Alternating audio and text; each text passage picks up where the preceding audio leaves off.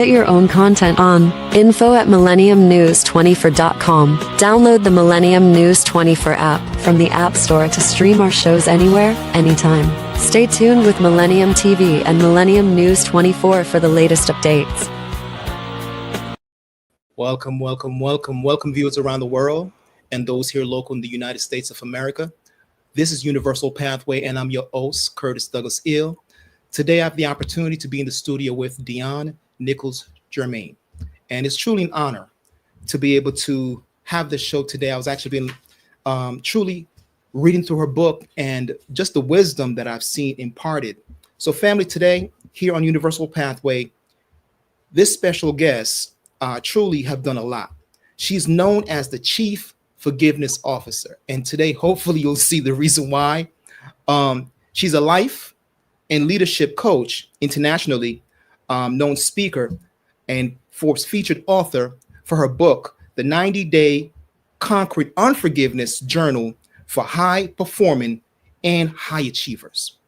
Her story is reinvention and resilience, and just shows us how to transform situations on a global level. So with that being said, I just want to read this brief bio to introduce her to you.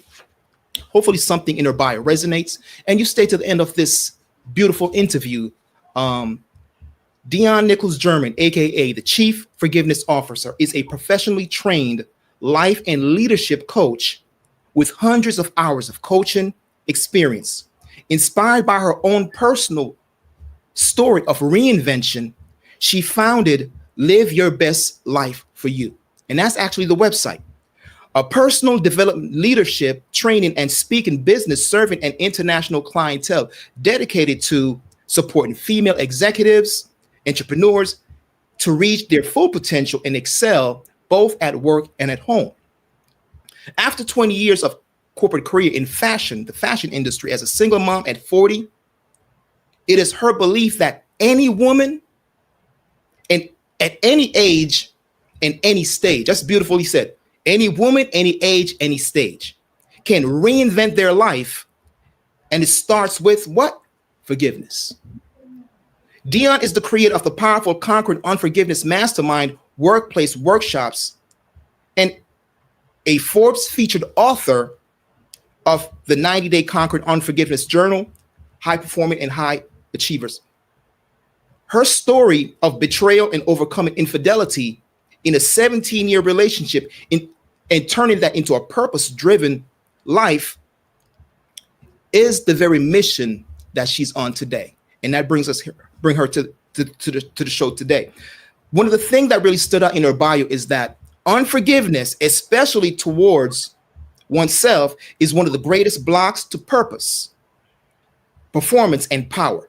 Known for her compassion and practical, actionable approach, Dionne is dedicated to transforming lives and the workplace culture by unlocking trust, resilience, collaboration, and innovation that ultimately drive increased employee well-being, psychological safety, productivity, and overall profitability. She says forgiveness is good business. Again, forgiveness is good business. So we hear Ford magazine, we hear Propel Women in a reoccurring guest spots on Negotiate Anything, the number one negotiation podcast worldwide. So in other words, she's really been making her rounds, truly getting the message out. Hustlers Community College Family Empowerment Program. Also, she spoke at that graduation as well, and truly making an impact among our youths in sports, the arts, the cultural, various different forms of social developmental group and summits hosted by Minister of Gender, Youth. My apologies. Her reach, think South Africa, think the Caribbean, think right here in the United States, think Europe. The reach continues, but I really want to emphasize that even as recent as 2025, Dionne has already been secured as a keynote speaker and facilitator for Disrupt HR Caribbean in Barbados, Portland, Maine, the Senior Executive Women Network Claim Your Throne Conference, the Georgia Christian Business Network, the governor of Canada. It goes on and on and on and on. Dionne's forgiveness work landed her on the billboard right here in New York at Times Square, and a chapter in the anthology Threads of Wisdom Trailblazers, highlighting 15 female Christian trailblazers for them bringing the topic of forgiveness and training to the corporate space. After living in New York for 25 years, right now she's enjoying the serenity and the peace and tranquility of Connecticut, with her husband and beautiful boys. So with that being said, I hope I did some justice to her bio. It's much deeper, but she did ask me to say I could paraphrase a little bit, so I took the liberty in doing just that. How are you doing today, my good sister, Dionne Nicholls? I am well. I'm just coming down from that intro. Thank you so much. Thank you. Sometimes, you know how much you've been up to in the world, and so to have that reflected back, thank you very much. Not a problem. It's truly an honor.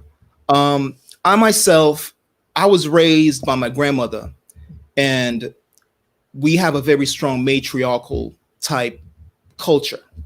And with that being said, even in more science, and we're in this fest today, we embrace the fact that our mothers is our first teacher. So with that being said, I truly do hope our listening audience get a paper, take some notes, because the profoundness of life experience to me brings some of the greatest wisdom. And when we have one such as yourself that can reach back and truly be vulnerable enough to open up your life and says, let me give you chapter and verses. So hopefully you don't fall into the same pits or mishaps or misjudgment that I might have fallen into. So with that being said, I just want to open up with a question. 20 years of corporate America, you walked away from that as a single mom at 40. What was the turning point that gave you the courage to reinvent your life in such a drastic way? Well, interestingly enough, I was at this crossroads, and I think it happened somewhere around 40, where you just, so I'll just kind of pull back a little bit. So I'm a small town girl from Ottawa, Ontario. And that was the dream, was to move to the Big Apple and work on Fifth Ave and work in fashion. And as you mentioned, I got to do that for over 20 years in women's luxury European fashion at that. So I got to travel to the most beautiful places like Paris and Italy and Germany, free clothes. I mean, all the things, right? Yes. From the outside looking in, I am truly living my dream. Mm-hmm. But I just came to a point in my life where I just felt there was more.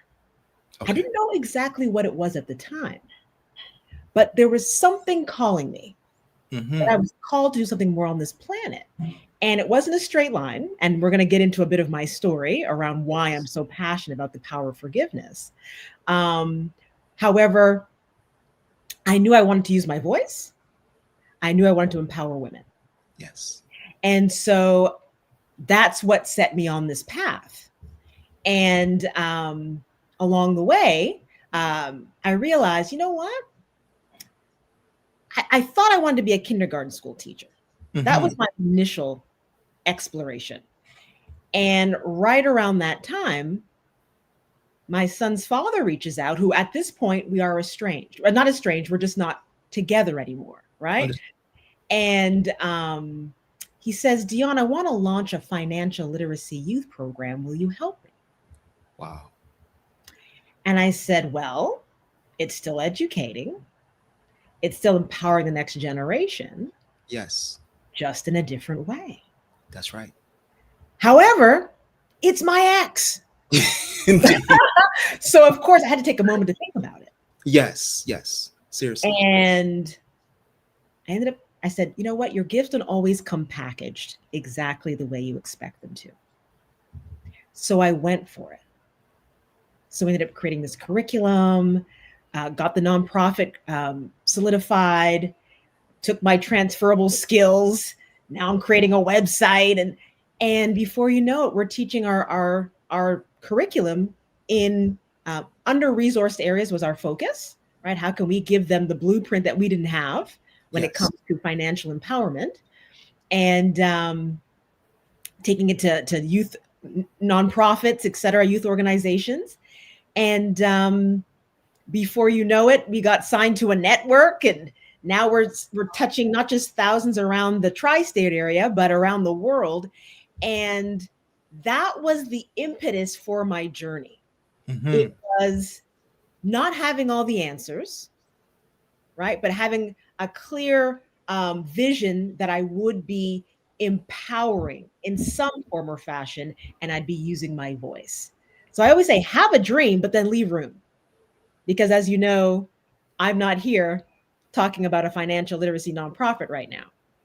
I allowed some time to evolve, and so it led to this focus around forgiveness, around coaching. So eventually I did end up leaving the nonprofit, leaving the podcast, but all of that was actually still informing my purpose and how I ended up deciding that coaching and personal transformation leadership was the direction I wanted to go. Wow, very powerful. As you're speaking, it just reminds me of perspective. It is said that life is truth and falsehood strangely mixed. So if we have truth on one hand, the positive, and we have the false or the illusions of what we think situations could be, sometimes people can wrong us because they have a wrong reference. So I see the need clearly for forgiveness. Mishaps happen in life. And it's just interesting, the maturity and the sobriety, and like you said in the book, emotional intelligence that one must have, whether it be in the workplace, at home, to truly be able to now impart, whether it be with their mate or just current employees and different people that we have to interact with. Clearly, like you said, to work with your child's father, the betrayal was right there. And, you transform that energy, now have it become your driven purpose. Can you speak a little deeper into just the leadership approach and style that you've now taken as a result? Ooh, I love how you said that, though, and how I transformed or shifted my energy. Yes. That's a big part of it. We are always at choice in every moment. I could be the victim. Wow. Or I could choose to be the generator of my experience, the victor over my circumstance. Yes. So translate that into leadership skills. That's emotional regulation. That is emotional intelligence. Right? Yes. When you can slow down, as you said, get a wider perspective on things, you can make more clear and more empowered decisions. And one of the foundational tools that I use when it comes to forgiveness is what it looks like to live out of your commitment. It's a very powerful place to come from, because I could have easily gone the bitter woman scorned route. That's easy. Yes. Just feed it to my emotions, be reacting from that place. But the fact I could step back and ask myself, right? Think about what you're thinking. What am I committed to? And what I was committed to was my son's well-being. I mean, it was my future, right? Being able to heal so I could create the next chapter of my life, make room for that good love. But I was also on a purpose search at that time. So if I'm going to make room for my next chapter, again, you got to heal your heart, because that also blocks you from a spiritual standpoint, not just a mental and emotional standpoint, not to mention physical. Yes. But above and beyond all of that, I knew what I was committed to. That my son would know, whether his two parents were together or not, that he had a united front, that he was loved, and that he had his back. Wow. That's what I was committed to. Wow. And by living and making my decisions and showing up for my commitment is why we were able to create a really healthy, loving, supportive co-parenting relationship where we could take family trips together. I mean, even to this day, my husband and I on Thanksgiving, so my son doesn't have to feel pulled between two houses every holiday, we bring the turkey. We go to his dad's house. We can all stand around the table and pray.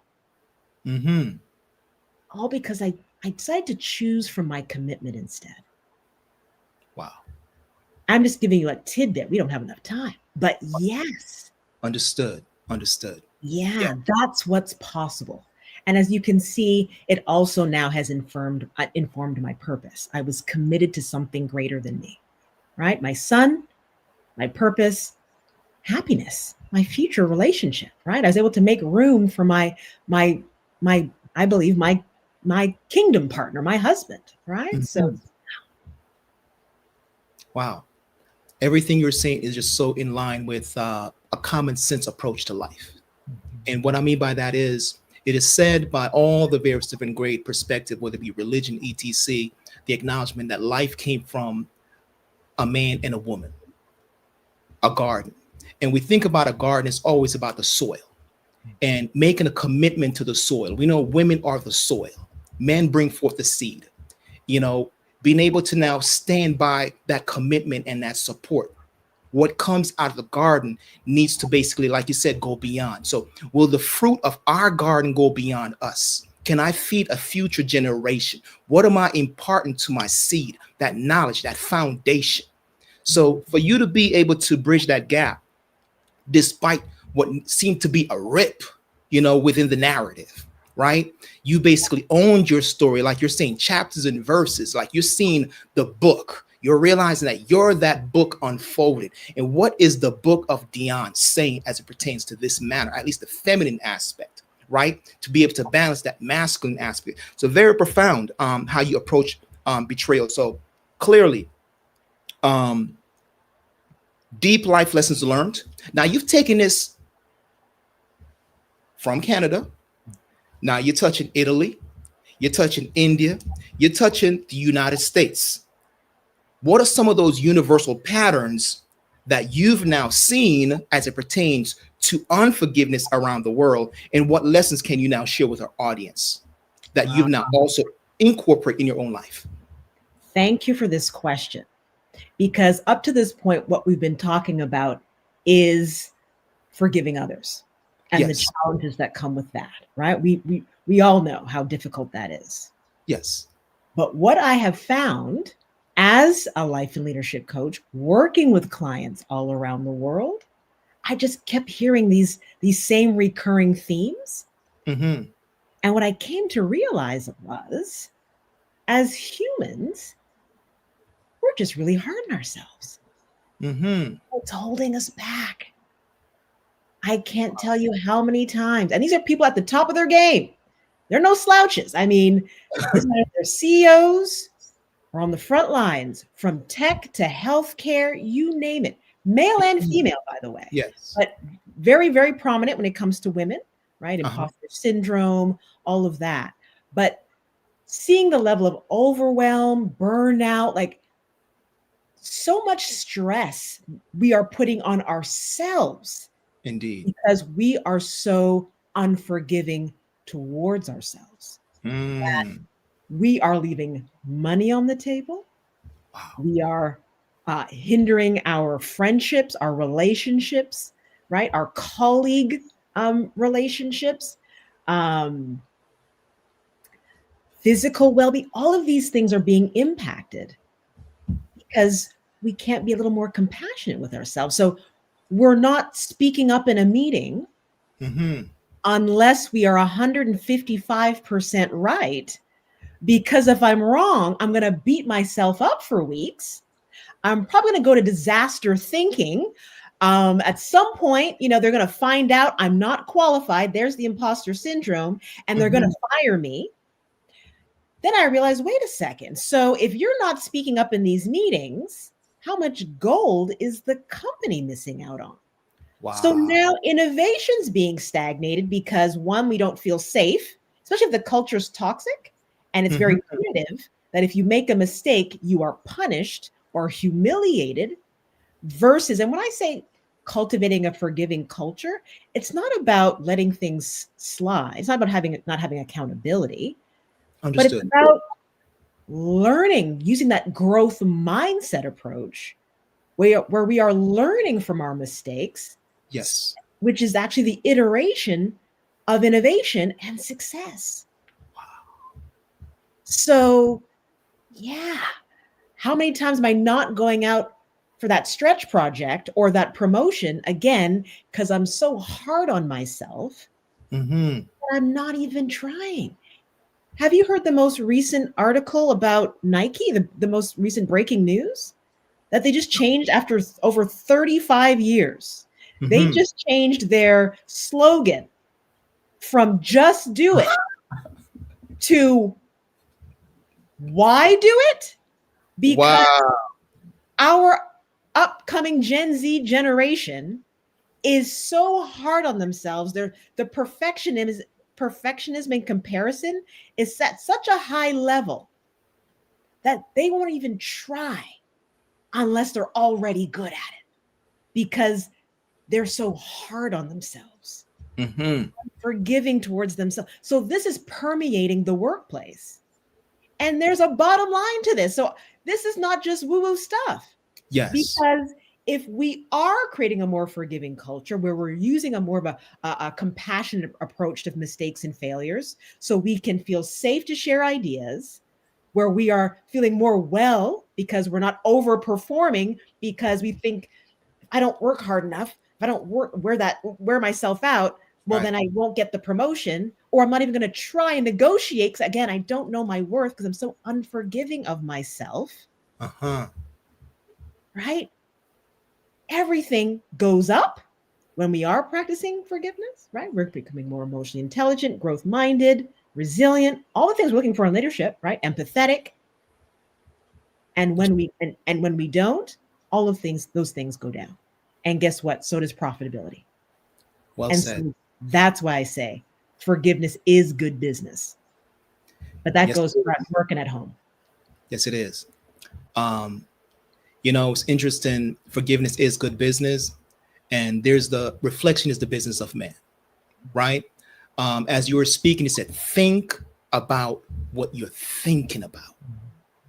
That's reflection, contemplation, very profound.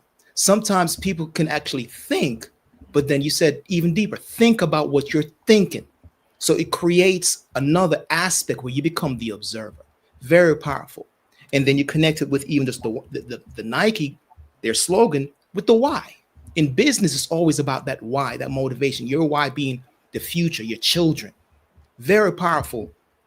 And forgiveness can be such a huge hump than one would have to get over. Now, you've taken it globally. Let's go into some practical steps as it pertains to like letting go, because sometimes we want to hold on to that hurt. I've seen people where, they feel like, no, I get a lot of attention because I'm ill. So they don't want to let go of the illness, right? I get a lot of attention because guess what? I'm right and you're wrong. So they want to kind of hold on to that position. But for that peace, like you're saying, in the environment to heal and not affect the profitability, etc., the various different aspect, one got to go deeper. And forgiveness is such a thing where now it's like you understand the rules, right? You need a coach. You truly need a coach. You need somebody who's neutral enough to tell you those hard things. And hopefully you can go and think about what you're thinking about. Very profound. Many people struggle with forgiveness themselves. What practical step can someone take today to begin releasing that unforgiveness? Ooh, I love this. And I love where you were going with it. Because as you said, it starts with mindset. It starts with breaking down those limiting beliefs. Yes. And think about it. What were we taught about forgiveness growing up? Not very much. Or not the best behaviors, right? Yes. Nothing really that's supportive and truly helping us learn how to forgive. Indeed. So you're growing up with a lot of limited beliefs shaped either by culture. I mean, I come from a Caribbean background. My parents are from St. Lucia. And I don't really remember having conversations about forgiveness. Have you ever had your parent actually acknowledge they made a mistake and come back to you? I mean, you might have seen that on Cosby Show, maybe but I don't remember ever seeing, a parent in my family owning a mistake, actually asking forgiveness, even with family members. You might just, not see Uncle Wayne at the Thanksgiving Day table anymore. Understood. Yes. Speaking, right? So it's how do we break down, whether it's societal, right? We love cancel culture, right? It's powerful to hold the grudge and keep the feud going. These are all the things that we're getting that are learned behavior. Yes, it is. So it's reversing. How Yes. do we re-empower ourselves around the concept of forgiveness? And so that's the first and foremost, I teach forgiveness as an empowerment tool. Wow. Right? Because typically when I ask, what does forgiveness mean to you? The first thing that typically comes to mind is, as you were alluding to, it's weakness. But I say forgiveness is actually one of the highest forms of personal transformation. Wow. It is who you become on the other side of forgiveness. Or you choose it. I mean, I can attest to it. My life is unrecognizable. I keep choosing forgiveness. And notice I keep using that word choose. Yes. Forgiveness is an action. It's not a feeling. It's a deliberate act. It's a choice. Yes, it is. And then forgiveness is not about suppressing emotions. It's not compartmentalizing, right? It's really about facing what is. It's about processing the emotions, finding healthy ways to do so. That's So right. as you mentioned, it could be a coach. If it's something really, really traumatic, it might be a therapist, right? So it may also mean you may need to get support outside of, right? But I do offer some really practical tips and tools that you can use right in my book that I took from my programs. And how do I get this to more people? And Yes. that's why I packaged it into a book. Well said. Now, you mentioned reflection earlier, how powerful that is. Yes. Again, to help us think about our thinking, get deeper, wider perspective on the situation. And so that's even why I structured my book as a journal to make forgiveness a mindfulness practice.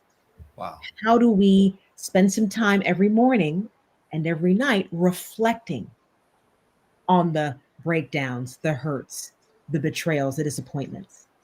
And how do we have a healthy way to process that so we can get to a bigger, more empowered, way of looking at things? So journaling is huge. It's amazing when you get it out, because when it's swirling in here, right? Especially when it's towards yourself, shame and guilt, that's how it lives. It has to live in darkness. That's the only way. So when you get it out, the grip is loosened off of you. Wow. And then when you get it on the paper, and there's so much, neuroscience to show, but 30%, what is like the effects of journaling? It can just one journal entry can have 30%, like it could last the therapeutic benefit of it. I'm trying to remember the stats, but it's so powerful when you put pen to paper. Wow. And get those ruminating thoughts, right? Those when we're playing things over and over again, when you get it out of you and onto the paper, how therapeutic and healing that is already. So that's a big suggestion, or I'm a big proponent of journaling. Most definitely. And it's amazing that when you start to get it out on paper, going back to some of the neuroscience, when our amygdala is hijacked, that's the area where we process critical thinking. When that is hijacked by high emotion, right? Anger, frustration, all the things, right? Critical thinking goes out the window.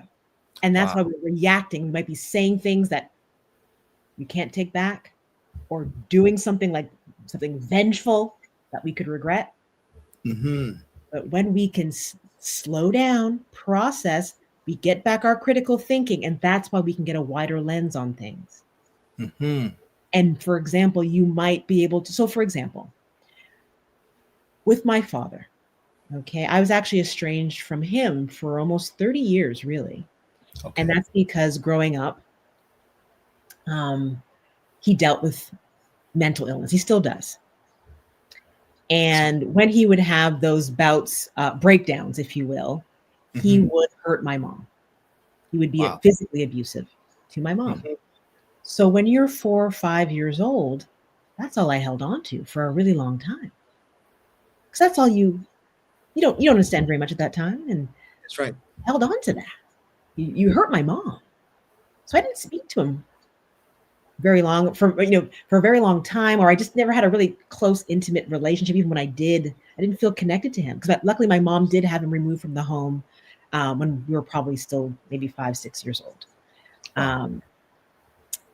And it's not until in my adulthood, after I've decided to collaborate with my son's father, my ex, on this nonprofit where we are rewriting our legacy and putting good into the world, that organization and program would then bring us back to our hometown. We were both from Ottawa, Ontario, and we were teaching at our alma mater.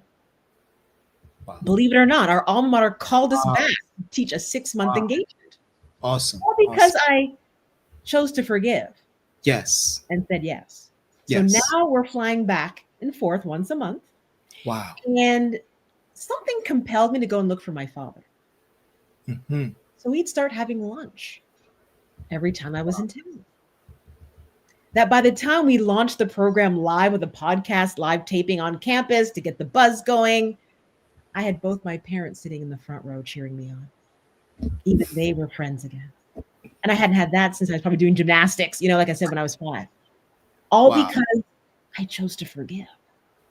So I'm like, wow, now my son meets his grandfather at 13 years old, all because I chose forgiveness, right? And I could keep going.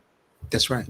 But I say all this to say, in my adulthood, having time to process and reflect, I realized that my dad wasn't well. Wow. He didn't really want to hurt my mom. That's right.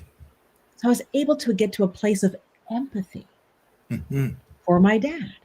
That's right.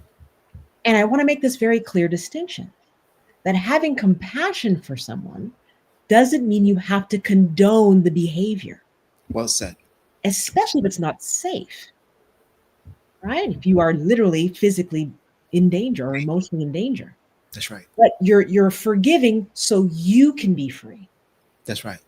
That's why I say it's for your personal transformation and growth. That's right. So you can forgive and still have boundaries. That's right. So just want to make sure that's clear. Yes, it is. Crystal. Do you see when you have time to reflect? Journaling is one way to access that. How you can start to have a wider, more empowering perspective around the situation. Wow. So think about the generational healing that's taken place, the exponential healing that's been taking place, the limitless possibility that has been taking place because I keep choosing forgiveness. Wow. Yeah. So that's just one example of a practical way of accessing forgiveness. Believe it or not, gratitude is another very effective way of moving yourself towards forgiveness. Wow.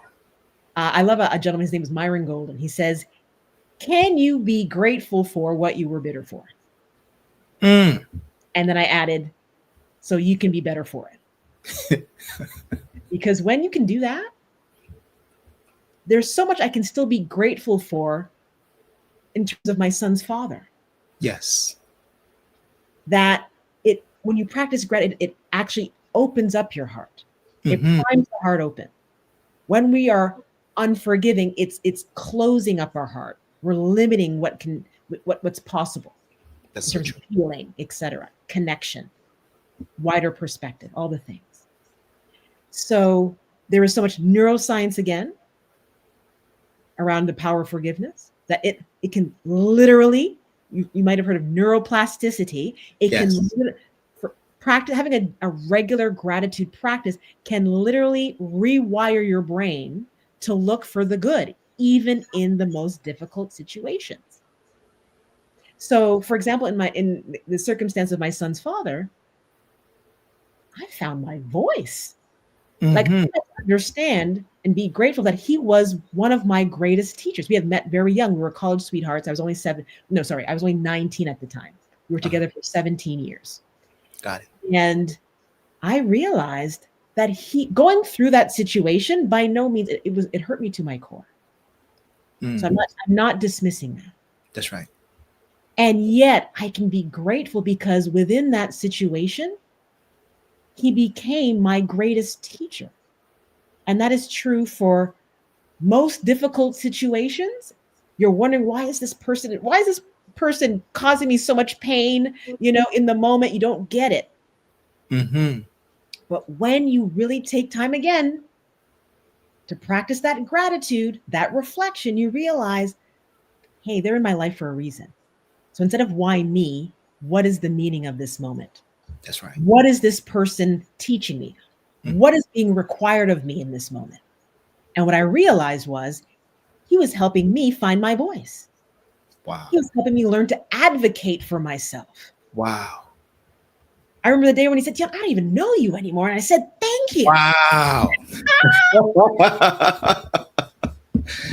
Indeed. Wow. Gratitude. Don't sleep on it. Powerful. Yeah. Wow. Oh my goodness. Giving me goosebumps. That is great. Beautiful practicals. I truly do hope the viewers get a copy of this book. Please don't touch the dial. We're going to go to a quick commercial. We'll be right back. This is Universal Pathway. I'm your host, Curtis Douglas Ill, and we have the honor to be with the Chief Forgiveness Officer, Dionne Nicholls-Germain. So we'll be right back after this commercial. Welcome, viewers in America and those worldwide. This is Universal Pathway, and I'm your host, Curtis Douglas Ill. With our show, viewers get to hear our guests share their life lessons from a universal perspective so others can benefit. You can view us live at MillenniumTV24.com Saturdays from 1 p.m. to 2 p.m. Eastern Standard Time. We're on all iOS and Android devices via our app. You can also view us on all smart TVs, Sony, Samsung, LG, also on Amazon, Fire Stick, Roku, Apple TV, Horizon Satellite, and most social media such as Facebook and YouTube. Please encourage others to come and view us with an open mind. Welcome back. This is Universal Pathway. I'm your host, Curtis Douglas Ill. I truly am learning a lot. You see me, doing one of the scribbles over here. I'm taking notes. I really am. We have not only just an author, but a life coach, motivational speaker. She's a mom. And from her motivation of just being a mother and a wife, she has turned pain into purpose. The type of pain that most people would fold up, cry, boo-hoo, can't get out of bed, and feel justified. She's a master flipper. She flipped it. She turned the negative into a positive. She's grown wings, and now she's flying. She's grown globally, and she's touching down, teaching various different people from different culture, businesses of all sorts. Dionne, please, again, just go a little deeper if you may. You've talked to so many different people. That pain to purpose. The challenges that you now face as a result. Are you misunderstood? Do they get it? You have a huge platform. The Negotiator, the number one negotiator. You've gone on that show and you're now showing people how to negotiate pain, move from pain into actually having a life and living moderately. In other words, they're learning from it. They can now utilize unforgiveness, embrace gratitude in such a manner. Can you kind of go into that for us now that you have this huge platform? Sure. So now I am screaming it to the hilt that forgiveness is a leadership superpower. Okay. And at the beginning, nobody was talking about this in the workplace. Yes, I go into churches, I go into community mental health organizations, but now trying to bring this into the corporate space, no one was talking about this. No. And to see now that, yes, I've been able to bring this to governments, the military. That's right. Has used my book as a learning and development tool. Mm-hmm. The Royal Bahama Defense Force, the elite troops have used my book as a training resource. Wow. That's going to trickle down. That's right. Starts at the head. That's So right. yes, this message of forgiveness is infiltrating a space where this was taboo, if you will, an overlooked leadership skill. And so I'm happy to say it is being embraced. My book was actually just on a billboard in Times Square this summer. Wow. I was just actually added to an anthology of 15 Christian female trailblazers for bringing this topic into the secular or corporate space. Because it really hasn't been done before. It's now brought me to, as you mentioned, talking to HR leaders and executives who want to disrupt the way of work as we are moving towards more human-centered workplaces. Interesting. So I'm happy to say that it is, I mean, the government of Canada brought me back 3 times already. Wow. The National Defense. So it's not to say that this is only for, a self-care session at the local community center. People are starting to understand the this invisible blockage, if you will. We're not teaching this in the workplace. We're not giving people these skills. And it ties into all the most coveted skills that, managers, directors look for in high-performing leaders, right? The emotionally intelligent, growth-minded, resilient, empathetic leaders. The more they know how to practice this. And I also teach it not only the foundation of what forgiveness is and tools and how to learn how to forgive, but then how do you continue to foster that over time? And so it's so important to know how to deliver feedback. It's so important to know how to have, courageous conversations. There's the practical leadership aspect to this too, that helps continue this ongoing culture of fostering forgiveness in the workplace. There is an organization in the UK. It's a mental health, one of the largest in the UK. Okay. It's called Mercy Care. Okay. Who is one of the best examples of an organization that truly operationalized this in their company. Wow. They went from a punitive approach to mistakes and failures to one they call one of just and learning culture. Okay. And just by shifting from who did this from what's missing, we start learning from mistakes. People feel safe if they need to bring a grievance versus being worried about getting fired or punished in some way. Indeed. That they have actually seen an accumulated savings of over 2.5 million pounds by just, and all the good things, again, going up, right? That's right. Employee engagement, you're calling out less. So productivity, employee engagement, actual cost savings. Wow. Just from shifting to a more just and learning, which is in essence a forgiving culture, one where we are learning from our mistakes and not punishing. One where we're more collaborative, because when we're holding on to stuff, we might be holding resentment towards our other team over here. Now we might silently be getting revenge by holding back on resources, for example. So now we're delaying the project because nobody's having courageous conversations. No one knows how to sit down and have some accountability conversations, for example. And so, yeah, we're not really just how much it's hurting us even in the workplace. But again, people are everywhere. That's right. So they're at work, they're at the church, they're at home. So we need this everywhere. And so that's why I'm so excited to now be breaking into that space as well.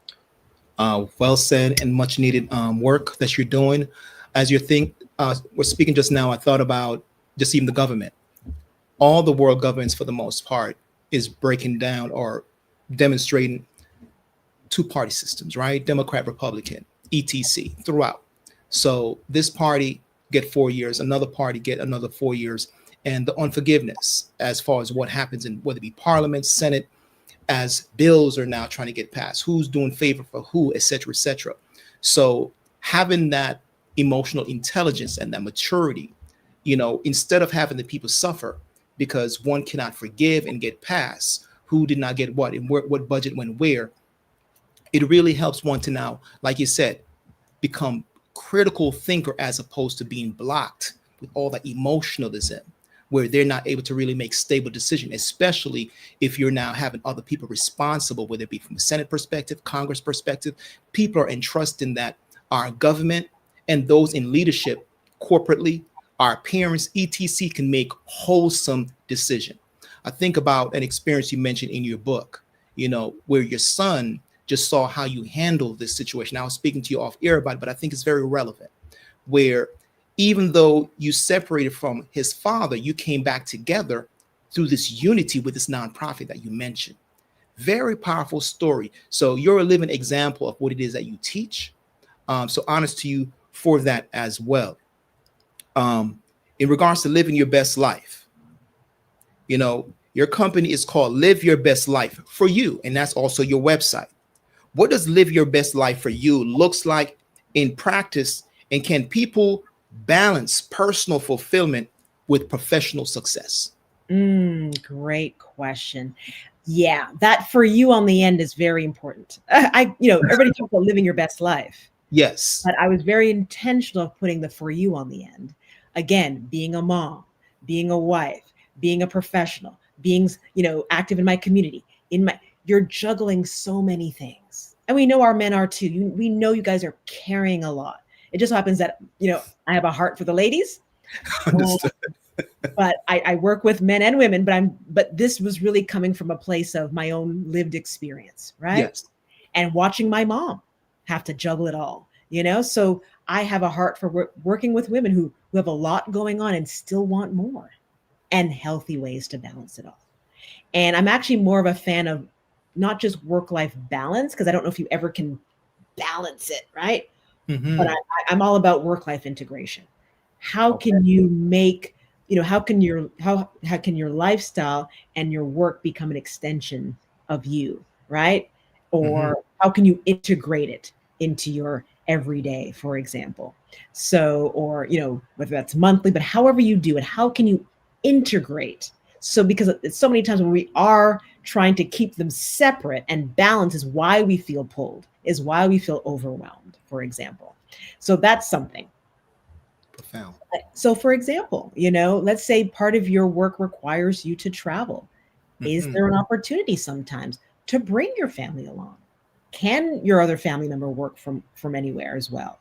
Can your child also get to experience, we know education, travel is one of the best ways to do that, right? Is to actually see and experience other cultures. So just one example, but that's an idea of what work-life integration could look like.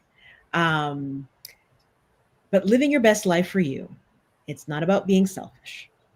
It's about being selfful. And I'm taking that from Ayan Levanzant, right? It's about how do I make sure I'm filling my cup, because I do have so many different commitments. So I need to make sure how am I making sure that I have enough, I'm resourced enough to show up in all of those places. How do I get whole and healed enough to know I'm worthy of rest, worthy of joy, worthy of seeking my purpose, even when I do have all of these things going on? How do I make room for that intentionally? So that's that idea of living your best life for you. It's about getting as healed and as whole as possible, grounded in who you are, so that you can live your highest and best. And when you do that, everybody around you wins, because our personal transformation it's still attached to, the collective transformation. So yeah, that's where that live your best life for you comes from. It's still for the greater good in the end, right? But it's going back to putting that proverbial mask, right? When we're on the airplane, the flight attendant says, put on your mask first, then you go to others. That's right. Yeah. Interesting. You said something there, the connectedness that we all have with the overall global family, for instance, right? Do you see where, in speaking with corporate America, the various different countries, etc., the governments, there's a disconnect where at first they might not get it? And if so, how do you really get them to see that interconnectedness, where if this does not happen, the result can be this? Even as your demonstration is so profound, I see that religiously it's already incorporated by way of Christianity. For instance, the Lord's Prayer says, forgive our trespass, as it's conditional, as we forgive those who trespass against us. So religiously, I think it's there morally and ethically. But do you see where, when you move like into the corporate setting, in areas where they say, oh, no, don't bring religion in here, don't bring that in here? Do you see a disconnect? And how do you bridge that? Like you said, integrate to let them know, say, it's connected. Oh, well, that's exactly why I wrote the book the way I did. Okay. So I don't mention religion in that at all. I do mention there's a spiritual aspect to it, of course, right? Yes. Mind, body, and soul is impacted when we practice and don't practice forgiveness. However, I really teach it, like I said, as a tool of empowerment. I make it very practical. And in terms of the different tools and strategies that I offer, but never once do I mention religion. Wow. Because I speak to it from the lens of leadership. Got it. Emotional. And then of course we got to talk bottom line. So at the end of the day, it's about, okay, how do we measure this? Yes. Is my team more collaborative? Is my team more innovative? Is my team, is there a deep level of trust going on? Because if all of those things are happening, right? Does my team feel safe to speak up? So of all of these, are they calling out less? So is there less absenteeism? If I can show over time all of these things, and then you see your bottom line improving because of all of those things, that's the measure. Got it. That's the measure. Got it. My people well, and that's why I say when profits and people can thrive, that's the measure. Thank you for those practicals. Well said. Bringing in the teachings from a neutral place where everyone is comfortable and no one feel that they cannot be heard.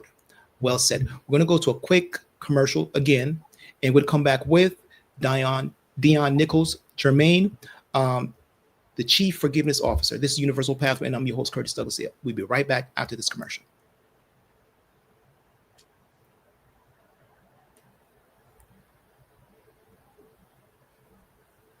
All right.